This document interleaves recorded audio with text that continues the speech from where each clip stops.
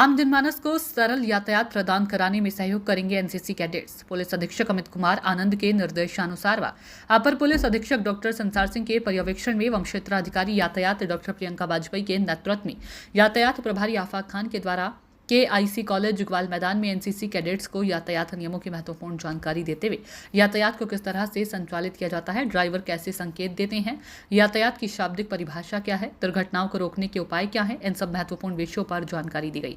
प्रभारी के द्वारा बताया गया कि सड़क दुर्घटनाएं विदेशों में भी होती हैं, लेकिन वहां मरने वालों की संख्या बहुत कम होती है, क्योंकि विदेशों में दुर्घटनाओं में घायल व्यक्तियों को समय से प्राथमिक उपचार मिल जाता है, जिस कारण मरने वालों की संख्या कम हो जाती है। हमारे देश में सड़क दुर्घटना होने पर लोग वीडियो तो बनाते हैं और वायरल भी करते हैं, लेकिन समय से घायलों की मदद के लिए 108 या 102 या 112 आपात नंबर को डायल नहीं करते, जिस कारण घायलों में मरने वालों की संख्या अधिक होती है। यदि आप जनमानस से सड़क दुर्घटनाओं में घायल हुए व्यक्तियों को समय से प्राथमिक उपचार दिलाने हेतु थोड़ी सी भी दिलचस्पी दिखाई जाए तो निश्चित रूप से सड़क दुर्घटनाओं में मरने वालों की संख्या को कम किया जा सकता है। प्रभारी के द्वारा एनसीसी कैडेट्स को सीट बेल्ट न लगाने से और हेलमेट न लगाने से क्या नुकसान होता है, बहुत अच्छे ढंग से समझाया गया। वहीं प्रभारी के द्वारा बताया गया कि 2 पहिया वाहनों पर 3 लोगों को बैठने के लिए क्यों मना किया गया है। कहा कि 2 पहिया वाहनों में 2 व्यक्तियों की सुरक्षा के लिए उपकरण लगाए गए हैं, तीसरे व्यक्ति के लिए सुरक्षा उपकरण नहीं लगाए गए, जिस कारण तीसरा व्यक्ति सिंगल राइडर को डिस्टर्ब करता है, जिससे दुर्घटनाएं हो जाती हैं। एनसीसी कैडेट्स द्वारा यातायात प्रभारी से कहा गया कि जुलाई के बाद हम लोग भी यातायात पुलिस को यातायात संचालन में सहयोग देंगे, जिससे आम जनमानस को सड़क दुर्घटनाओं से बचाया जाए। सीखने के लिए एनसीसी में आते हैं, ठीक है ना, क्योंकि उसमें प्रशिक्षण मिलता है, इंस्ट्रक्टर आपको बताते हैं, समझाते हैं। तो इसी तरीके से मेरा नाम आफाक खान है और मैं यहाँ पर ट्रैफिक पुलिस में ट्रैफिक इंचार्ज हूँ। ट्रैफिक जो होता है वो 5 चीजों पर आधारित है। 5 चीजों पर आधारित का मतलब यह है कि प्रिवेंशन ऑफ रोड एक्सीडेंट्स में,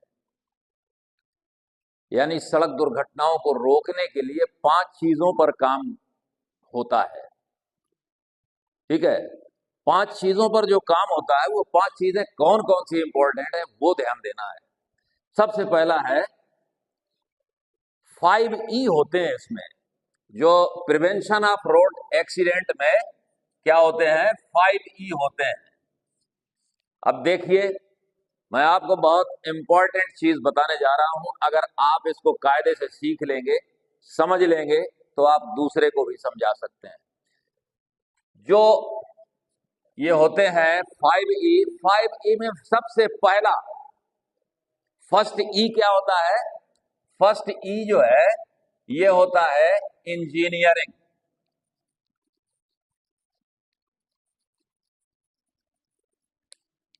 ठीक है, इंजीनियरिंग। इंजीनियरिंग में क्या चीजें आती हैं? इंजीनियरिंग में होता है सड़क की बनावट, NHAI, PWD, है ना, उसके सभी इंजीनियर्स होते हैं ना, एक्सियन होते हैं, एई होते हैं, असिस्टेंट इंजीनियर्स होते हैं, जेई जूनियर इंजीनियर्स होते हैं, और तमाम वर्कर्स होते हैं। उस पर पूरी टीम होती है, बाकायदा काम करते हैं। उनकी रिस्पॉन्सिबिलिटी है कि सड़क को ठीक ठाक हालत में रखा जाए ताकि दुर्घटनाएं न हो। रोड साइन पर्याप्त मात्रा में लगाए जाएं। जहां पे टर्निंग पॉइंट है वहां पहले से तीव्र मोड़ का जो है रोड साइन होना चाहिए, ठीक है। इस तरीके से सभी जो है रोड साइन भी पर्याप्त हो और सड़क की बनावट ऐसी हो कि जिससे दुर्घटनाएं न हो। अगला सेकंड ई में होता है क्या? एजुकेशन। एजुकेशन एजुकेशन में क्या होता है? ट्रैफिक एजुकेशन मैंने आपको बताया। एजुकेशन यानी ट्रैफिक के बारे में जानकारी, नियमों की जानकारी होनी चाहिए। जैसे आप सड़क पर चल रहे हैं तो स्टॉप लाइन कहां होती है? कहां पे होती है स्टॉप लाइन? किसी को पता है? इसमें किसी को पता है स्टॉप लाइन कहां होती है? जेब्रा लाइन किसे कहते हैं? जेब्रा क्रॉसिंग जानते हैं? सुना है? किसने सुना है जेब्रा क्रॉसिंग? क्या होता है जेब्रा क्रॉसिंग? हाँ,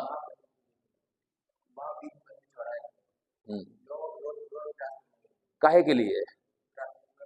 किसके क्रॉस करने के लिए? नहीं, आप लोगों के लिए। उसमें तो सब तमाम गाड़ियों लेकर के चलते हैं ना, तो किसके लिए जो है तो ये जेब्रा क्रॉसिंग किसके लिए बनाई जाती है? पैदल चलने वालों के लिए जेब्रा क्रॉसिंग, सड़क से एक तरफ से दूसरी तरफ जाने के लिए जेब्रा क्रॉसिंग बनाई जाती है। जेब्रा, जेब्रा उसका नाम दे, पहचान कैसे करते हैं? अगर जेब्रा जानवर खड़ा कर दिया जाए तो उस पे क्या देखते हैं आप? उस पे स्ट्राइप पड़ी होती हैं, कैसी? काली और सफेद, है ना? इसलिए काली और सफेद पट्टी बनाई जाती है वहां पर, उसको कहते हैं जेब्रा क्रॉसिंग। वो पेडेस्ट्रियन के लिए, पैदल चलने वालों के लिए, सड़क को क्रॉस करने के लिए बनाया जाता है। ठीक है, सड़क को क्रॉस करने के लिए बनाया जाता है। किस तरीके से? जैसे ये सड़क है, ये जा रही है सड़क, ठीक है, ये सड़क जा रही है, ये जा रही है सड़क, ये तो यहां पर ये मान लीजिए कि ये चौराहा है, यहां पे ये चौराहा है, तो यहां पर पहले से ये जेब्रा क्रॉसिंग कहां पे होगी? यहां पे होगी, यहां पे जेब्रा क्रॉसिंग होगी। इस पे ये ब्लैक और व्हाइट स्ट्राइप पड़ी होंगी, ठीक है ना? इस तरीके से ब्लैक और काली जो है, ये सफेद और काली रहती है, इस तरीके से। अब इसके पहले जो है क्या होता है, इसके पहले स्टॉप लाइन पड़ी होती है। स्टॉप लाइन तभी तो, अगर जेब्रा क्रॉसिंग पे अगर यहां से पैदल चलने वाले चलेंगे, इधर से पैदल चलने वाले चलेंगे, तो यहां पर स्टॉप लाइन पर रुकना है किसको?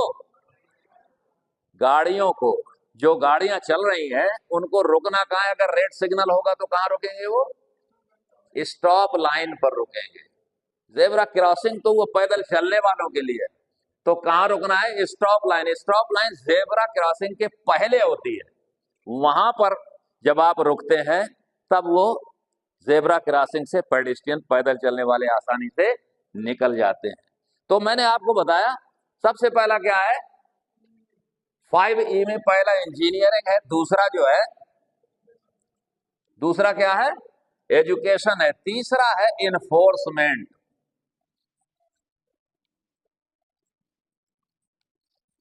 देखिए, एनफोर्समेंट, एनफोर्समेंट कहते हैं कानून लागू करना, जैसे चालान करना है ना? पहले जो है तो इंजीनियरिंग, सड़क की बनावट हो गई, उसके बाद इन्फोर्स, वो एजुकेशन हो गया, नियमों के बारे में जानकारी दी गई। अब उसके बाद भी आदमी जो है नहीं मान रहा है तो क्या करना है? उसको चालान करना है, उस पर कार्रवाई करेंगे, तब वो जो है दुर्घटनाएं रुकेंगी। जैसे कहीं बता दिया गया है कि ओवर स्पीड से नहीं चलना है, यहाँ पे स्पीड लिमिट है 40 किलोमीटर की स्पीड है, 50 किलोमीटर की स्पीड से आप ज्यादा नहीं चल सकते हैं, लेकिन आप चल रहे हैं वहां पर 100 किलोमीटर की स्पीड से, तो वहां पर आप देखते हैं कि स्पीड विजन राडार से चालान कर दिए जाते हैं, ठीक है ना?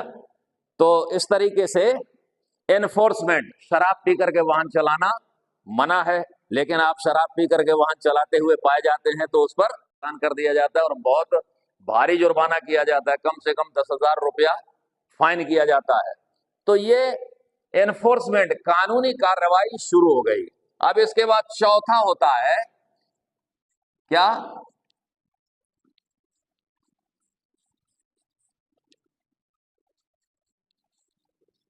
एनवायरमेंट, वातावरण। वातावरण में आप देखते हैं कि वातावरण के अनुरूप अगर वाहन को नहीं चलाते हैं, जैसे कोहरा है नहीं, सर्दियों में कोहरा पड़ता है। अब कोहरे में पता यह चला कि साहब दिखाई नहीं पड़ रहा है, कोहरे में गाड़ी कैसे चलानी चाहिए? गाड़ी को किस तरीके से चलानी चाहिए कोहरे में? कोहरे का मतलब यह है कि एनवायरमेंट जो है तो मौसम के हालात के हिसाब से आपको ऐसे चलना है। सबसे पहला आपको दिखाई पड़ना जरूरी है नहीं? सड़क पर देखना तो जरूरी है, लेकिन आप कहां पे हैं ये आपको शो करना है, दूसरे लोग भी आपको देखें। रात में आप, ये फॉग जब पड़ता है, यानी जब कोहरा होता है, तो उस समय ज्यादातर गाड़ियों में आप देखते होंगे कि ब्लिंकर्स ऑन कर लेते हैं, है नहीं? हेडलाइट को लो बीम पे कर लेते हैं, फॉग लाइट वगैरह जलाते हैं। उससे मतलब क्या होता है? उससे मतलब ये होता है कि हम दिखाई पड़े, हम दिखाई पड़े कि हम कहां पे हैं, क्योंकि विजिबल होना बेहद जरूरी है। उसके बारे में जब कोई भी वाहन चलता है तो सबसे पहले कहते हैं कि सीट बेल्ट बांधना बेहद जरूरी है, सीट बेल्ट बांध लीजिए। अब कोई भी व्हीकल जो लॉन्च किया जाता है, जो तैयार होता है, कंपनी से निकलता है, तो उस पे निकलने के बाद उस पे जो है कुछ ऐसे सेफ्टी फीचर्स बनाए जाते हैं कि जैसे ही आप गाड़ी स्टार्ट करते हैं और अगर आपने सीट बेल्ट नहीं बांधा है और आपने गाड़ी को बढ़ा दिया, फर्स्ट गियर डाल दिया, तो उस पे फौरन एक मैसेज आता है, तो आवाज आती है, बल्कि साउंड बाकायदा जो है फास्ट एंड सीट बेल्ट के लिए जो है उस पे बोलता है कि आप जो है तो सीट बेल्ट को बांध लीजिए। तो सीट बेल्ट बांधना क्यों जरूरी है? जब हम चलते हैं, जैसे मान लीजिए 100 किलोमीटर की स्पीड से गाड़ी चला रहे हैं, तो 100 किलोमीटर की स्पीड से गाड़ी चला रहे हैं, उसमें हम बैठे हैं तो हमारी भी स्पीड 100 किलोमीटर की है। तो जब हम 100 किलोमीटर की स्पीड से चल रहे हैं और हमने सीट बेल्ट से अपने आप को बांध लिया है, तो गाड़ी रुकेगी तो हम भी रुकेंगे, और अगर नहीं बांधा है तो गाड़ी तो रुकेगी लेकिन आप नहीं रुकेंगे। कैसे नहीं रुकेंगे? देखिए, जब आपकी गाड़ी 100 किलोमीटर की स्पीड से चल रही है, आपने सीट बेल्ट नहीं बांधा, आप गाड़ी में बैठे हुए हैं और गाड़ी की टक्कर हो गई आमने सामने, आपकी गाड़ी रुक गई, लेकिन आपकी स्पीड 100 किलोमीटर है, तो आप या तो 100 किलोमीटर की स्पीड से डैशबोर्ड से आप टकराएंगे, भाई आगे को झुकेंगे, सर लगेगा आपका, या तो अगर गाड़ी ड्राइव कर रहे हैं तो स्टीयरिंग व्हील में चेस्ट, ये सीना जो है ना, ये आपका जो है पूरी जो है तो ठोकर के साथ जो है उस पे स्टीयरिंग व्हील लगेगी उस पे। या तो आप क्या करेंगे? बाहर निकल जाएंगे, एग्जिट मतलब इजेक्ट हो जाएंगे आप। जैसे लड़ाकू विमान में देखा है आप लोगों ने कि जब पायलट जो है कोई खतरा समझता है तो वो एजेक्शन का जो है तो स्विच ऑन करता है, और जैसे ऑन करता है तो खट से जो है तो वो ऊपर का ग्लास ओपन होता है और वो ऊपर चला जाता है, और अपना जो है तो पैराशूट का बटन दबाता है, खट से जो है पैराशूट से जो है तो उड़ना शुरू कर देता है। पता चला नीचे जहाज क्रैश हो गया। तो उस पे ऐसा कोई सिस्टम नहीं है कि पैराशूट वाला, लेकिन उस पे एक सिस्टम दिया गया है एयरबैग्स वाला। तो एयरबैग क्या करता है? वो जो सीट बेल्ट बांधे रहते हैं उनको वो बचा लेता है। एयरबैग क्या होता है? एयरबैग हमेशा अब कोई भी गाड़ी आती है तो कम से कम उस गाड़ी में, फोर व्हीलर में 2 एयरबैग होंगे। तो 2 एयरबैग आगे अगर 2 बंदे बैठे हुए हैं और गाड़ी का एक्सीडेंट हुआ, आमने सामने टक्कर हुई, तो दोनों एयरबैग खुलेंगे, और जब खुलेंगे तो वो फौरन सामने आ जाएंगे। तो वो अगर ड्राइव कर रहा है तो वो स्टीयरिंग व्हील के टॉप पर जो है तो लगा रहता है वहीं पे, तो वो खट से जो है तो ऊपर आ जाएगा, चेस्ट को बचा लेगा, चेहरे को बचा लेगा। अगर पैसेंजर साइड पे बैठा हुआ है तो वो क्या करेगा? उसके सामने जो है एयरबैग आ जाएगा तो डैशबोर्ड से टकराने से बच जाएगा। कुल मिलाकर के जान बचने के चांसेस बढ़ जाएंगे। इसलिए सीट बेल्ट लगाना बेहद जरूरी है।